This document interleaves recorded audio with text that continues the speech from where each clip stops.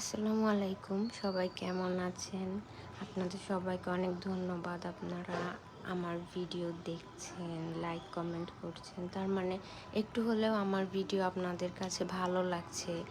তো আমিও খুব উৎসাহিত যে মাশাআল্লাহ আপনারা সবাই আমার ভিডিও কম হোক বেশি হোক দেখছেন।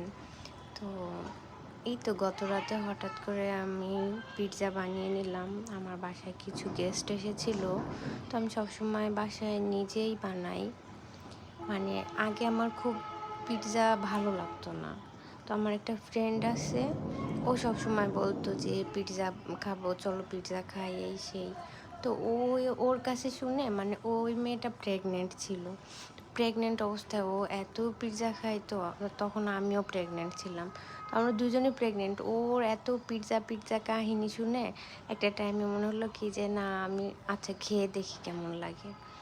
তো ফার্স্ট টাইম যখন খাই একটা ৮ বা ১০ ইঞ্চির পিৎজা মনে হয় ৭৫০ টাকা নিয়েছিল। তখন ওইটা আমার কাছে অনেক বেশি মনে হয়েছে যে এই এই এতটুকু একটা পিৎজা এর ভিতরে এমন বেশি কিছু দেওয়া নাই যে ৭৫০ টাকা নিতে হবে। তারপর থেকে বাসায় বানানো শিখি। এখন আমার বাসায় বানিয়ে খেতে খেতে আমার বাসায় বানানোটাই আমার খুব ভালো লাগে। আর উপরে যে সব ইনগ্রিডিয়েন্টস থাকে ক্যাপসিকাম বা অন্য কিছু, ওইগুলো আসলে আমার ভালো লাগে না, এই জন্য আমি দেই।